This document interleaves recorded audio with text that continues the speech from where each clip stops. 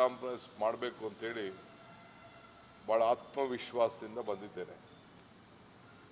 ನಮ್ಮ ಪ್ರಜಾಧ್ವನಿ ಇಲ್ಲಿಂದ ಪ್ರಾರಂಭ ಮಾಡಿ ಗಾಂಧಿ ಬಾವಿಯಿಂದ ನೀರು ತೆಗೆದು ತಮ್ಮೆಲ್ಲರ ಸಮ್ಮುಖದಲ್ಲಿ ಆ ಕೊಳೆಯನ್ನು ಇಲ್ಲಿಂದ ತೆಗಿಬೇಕು ಅಂಥೇಳಿ ಇಲ್ಲಿ ನೀರನ್ನು ಚೆಲ್ಲಿ ರಸ್ತೆ ಪರಕೆ ಗುಡಿಸಿ ಯಾತ್ರೆ ಪ್ರಾರಂಭ ಮಾಡಿದು.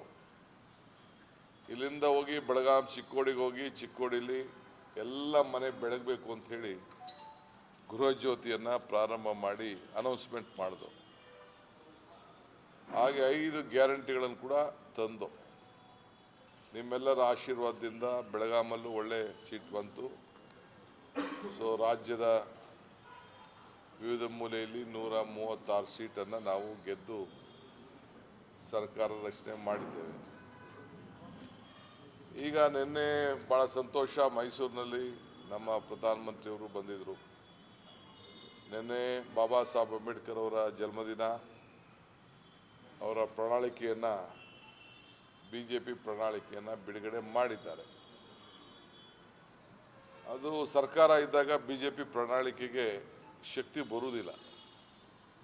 ಏಕೆಂದರೆ ಅವರ ಸರ್ಕಾರ ಇದ್ದಂಥ ಸಂದರ್ಭದಲ್ಲಿ ಅವರು ಏನು ಅನುಷ್ಠಾನಕ್ಕೆ ತಂದರು, ಜನರಿಗೆ ಏನು ಮುಟ್ಟಿಸಿದ್ರು, ಅದು ಭಾಳ ಮುಖ್ಯವಾದಂಥ ವಿಚಾರ. ನೀವೇ ಡಿಸ್ಟರ್ಬ್ ಮಾಡ್ತಾ ಇದ್ದೀರಲ್ರಿ, ನೀವೇ ಡಿಸ್ಟರ್ಬ್ ಮಾಡ್ತಾ ಇದ್ದೀರ. Why are disturbing your self? ಚುನಾವಣಾ ಪ್ರಣಾಳಿಕೆಗೆ ಶಕ್ತಿ ಯಾವತ್ತೂ ಬರುವುದಿಲ್ಲ. ಏಕೆಂದರೆ ಸರ್ಕಾರ ಇದ್ದಾಗ ಅವ್ರಿಗೆ ಜನರಿಗೆ ಏನು ಒತ್ತು ಕೊಡ್ಬೋದು ಅಂತ ಎಲ್ಲ ಕಾರ್ಯರೂಪ ಮಾಡಲಿಕ್ಕೆ ಅವಕಾಶ ಇತ್ತು. ಆ ಅವಕಾಶನ ಜನರ ಬದುಕಿನ ಬಗ್ಗೆ, ಬರೀ ಭಾವನೆ ಬಗ್ಗೆ ಯೋಚನೆ ಮಾಡಿದ್ರೆ ಹೊರತು ಜನರ ಬದುಕಿನ ಬಗ್ಗೆ ಅವರು ಯೋಚನೆ ಮಾಡಲಿಲ್ಲ. ನಾನು BJP ದೇಶದ ಪ್ರಧಾನಮಂತ್ರಿ ಇರ್ಬೋದು, ಅವ್ರ ಪಕ್ಷದ ಅಧ್ಯಕ್ಷ ಇರ್ಬೋದು, ಅವ್ರ ಪಕ್ಷದ ಯಾವುದೇ ನಾಯಕರಿಗೆ ನಾನು ಕೇಳೋದು ಇಷ್ಟೇ, ನಿಮ್ಮ ಪ್ರಣಾಳಿಕೆ ಆಯಿತು, ಬಿಡುಗಡೆ ಮಾಡಿದ್ದೀರಿ. ನಾನು ಅದ್ರ ಬಗ್ಗೆ ಈಗ ಸದ್ಯಕ್ಕೆ ವ್ಯಾಖ್ಯಾನ ಮಾಡೋಕ್ಕೆ ಹೋಗೋದಿಲ್ಲ, ಯಾಕೆಂದರೆ ಅದು ಅನುಷ್ಠಾನಕ್ಕೆ ಬರಲಿಕ್ಕೆ ಸಾಧ್ಯ ಇಲ್ಲ. ನಿಮ್ಮ ಪ್ರಣಾಳಿಕೆ ಹೋದ ವರ್ಷ ನೀವು ಏನು ಹೇಳಿದ್ರಿ? ಕಪ್ಪು ಹಣ ತರ್ತೇನೆ, ಜನಕ್ಕೆ ಹಂಚ್ತೇನೆ ಅಂತ ಹೇಳಿದ್ರಿ. ಕಾಂಗ್ರೆಸ್ ಅವರೆಲ್ಲ ಕಪ್ಪು ಹಣನ ಸ್ವಿಸ್ ಬ್ಯಾಂಕಲ್ಲಿ ಇಟ್ಟುಬಿಟ್ಟಿದ್ದಾರೆ, ತಂದು ಎಲ್ಲರ ಅಕೌಂಟ್ಗೂ 15 ಲಕ್ಷ ಹಾಕ್ತೀವಿ ಅಂತ ಹೇಳಿದ್ರಿ. ಹೋದ ಎಲೆಕ್ಷನು ನೀವು ಪ್ರಧಾನಮಂತ್ರಿ ಆದರೆ ನಿಮ್ಮ ಪಾರ್ಟಿ 300ಕ್ಕೂ ಹೆಚ್ಚು ಸೀಟ್ ಬಂತು. ಈ ದೇಶದಲ್ಲಿ ಒಂದು ಆಡಳಿತವನ್ನು ನೀವು ಮಾಡಿದ್ರಿ. ಈ ನಿಮ್ಗೆ ಅವಕಾಶ ಇದ್ದಾಗ ಎಷ್ಟು ಕಪ್ಪು ಹಣ ಬಂತು, ಯಾರ ಅಕೌಂಟಿಗೆ ದುಡ್ಡು ಹಾಕಿದ್ರಿ? ಸರ್ಕಾರ ಬಂದ ತಕ್ಷಣ ಎಲ್ಲರೂ ಕೂಡ ಜನ್ ಧನ್ ಅಕೌಂಟ್ ಅಂತ ಮಾಡಿದ್ರಿ.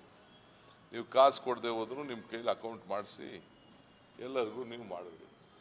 ನೀವು ಮಾಡಾದ್ಮೇಲೆ ಅವ್ರ ಅಕೌಂಟ್ಗೆ ಏನಾದ್ರು ದುಡ್ಡು ಹಾಕಿದ್ರಾ? ಇದು ಒಂದು ಮೊದಲನೇ ಪ್ರಶ್ನೆ ನಿಮಗೆ. ಫಸ್ಟ್ ಲೀಡರ್ಸ್ ಉತ್ತರ ಕೊಡಬೇಕು ಇದಕ್ಕೆ. BJP ದೇಶದ ಪ್ರಧಾನಿ ಉತ್ತರ ಕೊಡಬೇಕು, ಅವ್ರ ಪಕ್ಷದ ಅಧ್ಯಕ್ಷ ನಡ್ಡಾನು ಉತ್ತರ ಕೊಡಬೇಕು, ಎಲ್ಲರೂ ಉತ್ತರ ಕೊಡಬೇಕು ಇದಕ್ಕೆ. ನಂಬರ್ 1. ಎರಡನೇ ವಿಚಾರ, ಈಗ ರೈತರ ಆದಾಯನ ಅವರ ಬೆಲೆಗೆ ಡಬಲ್ ಮಾಡ್ತೀವಿ ಅಂತ ಹೇಳಿದ್ರು. ರೈತರ ಆದಾಯ ಡಬಲ್ ಮಾಡ್ತೀವಿ ಅಂತ ಹೇಳಿದ್ರು. ಯಾವ ರೈತನ ಆದಾಯ ಡಬಲ್ ಮಾಡಿದ್ರಿ? ಇಲ್ಲ ರೈತರನ್ನಾರು ನೀವು ಕೇಳಬೇಕು, ಇಲ್ಲ ಅವ್ರದಾರು ಯಾವ್ದಾದ್ರು ಒಂದು ಲೆಕ್ಕ ಈ ರೀತಿ ರೈತರ ಆದಾಯನ ಡಬಲ್ ಮಾಡ್ದೋ, ರೈತ ಬೆಲೆಗೆ ಒಳ್ಳೆ ಬೆಲೆ ಕೊಡಿಸ್ತೋ ಅಂತ ಹೇಳಿದ್ರೆ ಆಗ ನಮ್ಗೆ ಅರ್ಥ ಆಗ್ತದೆ. ಈ ಮಧ್ಯದಲ್ಲಿ 3-4 ಕಾಯ್ದೆ ತಂದ್ರಿ. ಮೊದಲನೇ ಬಾರಿಗೆ ಇತಿಹಾಸದಲ್ಲಿ ರೈತರು ಎಷ್ಟು ಶಕ್ತಿ, 700 ಜನ ರೈತರು ಪ್ರಾಣ ಅವ್ರ ಒತ್ತಡಕ್ಕೆ ಮಣಿದು ಕೆಲವು ಕಾಯ್ದೆನ ವಾಪಸ್. ನಮ್ಮ ರಾಜ್ಯದಲ್ಲೂ ಆ ಕಾಯ್ದೆನ ನಾವು ಅದನ್ನ ಚೇಂಜ್ ಮಾಡಕ್ಕೆ ಹೊರಟ್ರೆ ನೀವು ಇಲ್ಲಿ ವಿರೋಧ ಮಾಡಿದ್ರಿ. ಅಲ್ಲಿ ಇಲ್ಲಿ ನಾವು ವಿರೋಧ ಮಾಡಬೇಕು ಅಂತ ನಮ್ಮ ಎ ಬೇರೆದೆಲ್ಲ ನಾವು ಮಾಡಕ್ಕೆ ಹೋದ್ರೆ ಅದಕ್ಕೆ ವಿರೋಧ ಮಾಡಿ ನಾನು ಉದ್ಯೋಗದ ವಿಚಾರ ಹೇಳಿದ್ರೆ 2 ಕೋಟಿ ಉದ್ಯೋಗ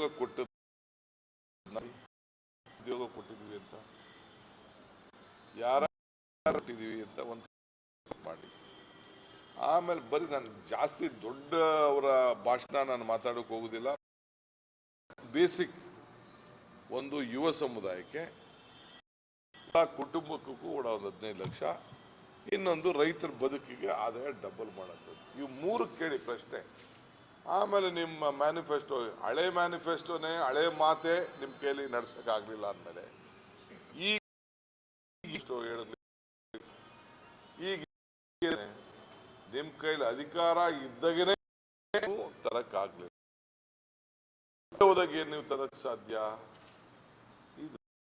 ಇದು ನಾನು ಬೆಳಗಾಂನಲ್ಲಿ ಏನ್ ಮಾತು ಕೊಟ್ಟಿದ್ದೆ,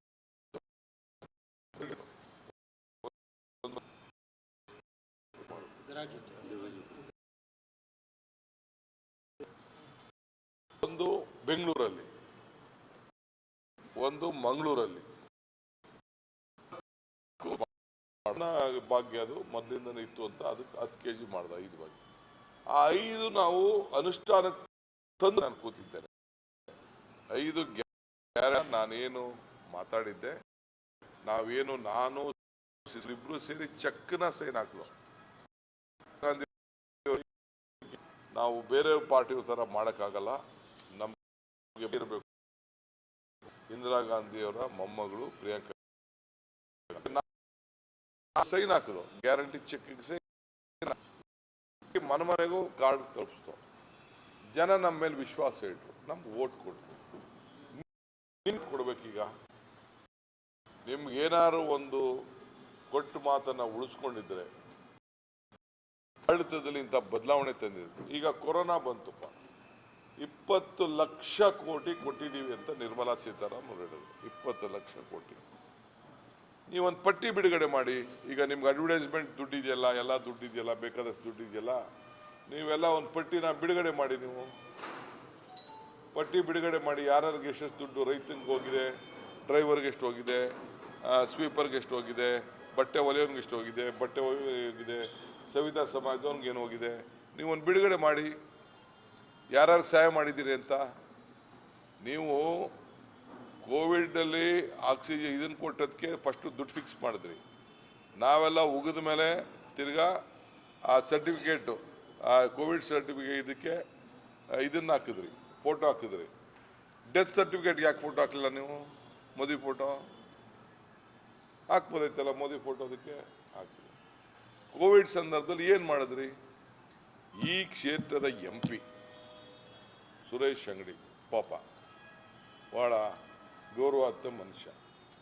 ಆತ ಸತ್ತಾಗ ಈ ಕ್ಷೇತ್ರದ ಜನತೆಗೆ ತಗೊಬಂದು ಸೆಂಟ್ರಲ್ ಮಿನಿಸ್ಟ್ರು ಒಂದು ಏರ್ಕ್ರಾಫ್ಟ್, ಗೌರ್ಮೆಂಟ್ ಏರ್ಕ್ರಾಫ್ಟಲ್ಲಿ ತಂದು ಈ ಜನ ನೋಡ್ಕೊಳ್ಳಿ ಅಂತೇಳಿ ಅವ್ನ ಮಕಾರ ನೋಡ್ಕೊಳ್ಳೋಕ್ಕೆ ನೀವು ಅವಕಾಶ ಕೊಡೋಕೆ ಆಗಲಿಲ್ಲ ಅಂತಂದಮೇಲೆ ನಿಮ್ದು ಯಾವ್ದು ಆಳ್ತ ರೀ?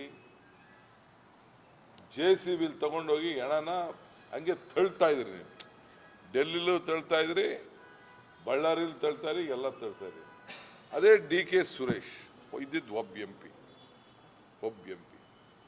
ಎಲ್ಲ ಕಡೆನೂ ಹೋಗಿ ತರಕಾರಿ ತೆಗೆಸ್ತೋ, ಖರೀದಿ ಮಾಡಿಸ್ತೋ, ಎಲ್ಲ ಮಾಡಿ ಆತನೇ ಕೊನೆಗೆ ನೋಡ್ನಾರ್ದೆ ನಮ್ಮ ಕನಕಪುರದಲ್ಲಿ ಬೇರೆ ಕಡೆ ಎಲ್ಲ ನಿಂತ್ಕೊಂಡು ಮಣ್ಣು ಮಾಡತಂತ ಒಂದು ಇತಿಹಾಸ. ಏನಾಗೋದು, ಏನೋ ಹೆಚ್ಚು ಕಮ್ಮಿ ಆಗೋಯ್ತು ಅವ್ರಿಗೆ? ನಿಮಗೆ ನಿಮ್ಮ ಜೊತೆಲಿದ್ದಂಥ ಸಂಪುಟದ ಸಹೋದ್ಯೋಗಿ ನಿಮ್ಮ MP ಬಗ್ಗೆನೇ ಆತನ ನೀವು ಮುಟ್ಲಿಲ್ಲ, ಆತನ ಕುಟುಂಬಕ್ಕೆ ಗೌರವ ಕೊಡೋಕ್ಕಾಗಲಿಲ್ಲ, ಅವನ ಮತದಾರರಿಗೆ ಗೌರವ ಕೊಡೋಕ್ಕಾಗಲಿಲ್ಲ ಅಂದರೆ ನಿಮ್ಮ ಸರ್ಕಾರ ಯಾಕೆ ಇರಬೇಕು? ನೀವು ಹೇಳಿ, ಯಾಕೆ ಈ ಸರ್ಕಾರಕ್ಕೆ ಏನು ಬೇಕು ಅಂತೇಳಿ. ನೀವು ಗ್ಯಾರಂಟಿ ನಮ್ಮನ್ನ ಟೀಕೆ ಮಾಡಿ, ಇನ್ನೊಂದು ಮಾಡಿ, ಏನು ಬೇಕಾದ್ರೂ ಮಾಡಿ. ನಾನು ಬೇಸಿಕ್ ನಮ್ಮ ಭಾವನೆ, ಯಾಕೆಂದ್ರೆ ನೀವು ಮಾತೆತ್ತಿರ ಭಾವನೆ, ನಮ್ಮ ಈ ದೇಶದ ಆಸ್ತಿ, ನಮ್ಮ ಸಂಸ್ಕೃತಿ. ಹುಟ್ಟ ಮೇಲೆ ಎಲ್ಲರೂ ಸಾಯಲೇಬೇಕು. ನಾವ್ಯಾರೂ ಸಾಯದೇ ಇರ್ಲಿಕ್ಕೆ ಸಾಧ್ಯ ಇಲ್ಲ. ಸತ್ತಾಗ ಸರ್ಕಾರ ಒಬ್ಬ ಆರ್ಡಿನರಿ ಪಂಚಾಯತಿ ಮೆಂಬರೇ, ಒಬ್ಬ ಈ central minister, if you are not able to bring his body and give to the people of the Belgaum, to his home town, to his place, to pay their last respect, why there should be a government? ಯಾಕೆ ಬಿಜೆಪಿಯವ್ರು ಮಾತಾಡಲಿಲ್ಲ? ಯಾಕೆ ಶೆಟ್ಟರ್ ಅವತ್ತು ಮಾತಾಡಲಿಲ್ಲ? ಬೀಗರು ಯಾಕೆ ಬೇರೆಯವ್ರು ಮಾತಾಡೋಕ್ಕಾಗಲಿಲ್ಲ? ನಿಮ್ಗೆ ಅಧಿಕಾರ ಮುಖ್ಯನೇ? ಏನಾಗಿತ್ತು ನಿಮ್ಮ ಬಾಯಿಗೆ? ಬೇರೆ ಎಂ ಪಿಗಳಿಗೆ 26 ಜನ ಎಂ ಪಿಗಳು ಗೆಲ್ಸಿದ್ರಲ್ಲ, ಯಾಕೆ ಧ್ವನಿ ಹೇಳೋಕ್ಕಾಗಲಿಲ್ವಾ? ಏನು ಡಿಫೆನ್ಸ್ ಮಿನಿಸ್ಟ್ರು, ಈಗ ಪ್ರೈಮ್ ಮಿನಿಸ್ಟ್ರು ಬರ್ತಾರೆ ಅಂತಂದರೆ 25 ಫ್ಲೈಟ್ಗಳು ಬರ್ತವೆ, ಅದೇನು ದೊಡ್ಡ ದೊಡ್ಡ ಹೆಲಿಕಾಪ್ಟರ್ಗಳು ಬರ್ತಾರೆ, ತಂದು ಪ್ಯಾಕ್ ಮಾಡಿಬಿಟ್ಟು ಏನು ಅಂಥದ್ದೇನಾಗೋಗಿತ್ತು? ಹಂಗಾರೆ ಎಲ್ಲ ಹೆಣ ಮಣ್ಣು ಮಾಡಿದವ್ರದ್ದೆಲ್ಲರೂ ಹಂಗಾರೆ ಹೋಗ್ಬಿಟ್ರ? So this is a not N, ಇದು ವ್ಯಾಪಾರದಲ್ಲಾಗಲಿ ಹಣದಲ್ಲಾಗಲಿ ಅಳತೆ ಮಾಡೋಕ್ಕಾಗೋದಿಲ್ಲ. ಇದು ಮಾನವೀಯತೆ. ಈ ಮಾನವೀಯತೆನೇ ನಿಮ್ಗಿಲ್ಲ ಅಂತ ಅಂದಮೇಲೆ ಇನ್ನೇನು ನಿಮ್ಗೆ ಓಟ್ ಕೇಳಲಿಕ್ಕೆ ಸಾಧ್ಯ? ಇಲ್ಲ ಬದುಕಿನ ಬಗ್ಗೆ ನೀವು ಕೇಳಲಿಲ್ಲ, ಇಲ್ಲ ಮಾನವೀಯತೆ ಕೇಳಲಿಲ್ಲ, ಬರೀ ದೇವಸ್ಥಾನ. ಏನು ಯಾವ ದೇವಸ್ಥಾನ? ರಾಜೀವ್ ಗಾಂಧಿಯವರು ಪೂಜೆ ಮಾಡಿಸಿದ್ರಲ್ಲ, ಏನು ದೇವಸ್ಥಾನ? ಎಲ್ಲಿದೆ ಗಾಳಿ? ನಿಮ್ಮ ಗಾಳಿ ನನಗೆಲ್ಲೂ ಯಾವ ಗಾಳಿದು ಕೇಳ್ತಾ ಇಲ್ಲಪ್ಪ. ನನಗೆ ಗಾಳಿ ಇರೋದು ಒಂದೇ ಒಂದು ಗಾಳಿ, ಬಡವ್ರ ಬದುಕಿಗೋಸ್ಕರ ಅವ್ರ ಹೊಟ್ಟೆ ತುಂಬ್ತಾ ಇದೆ.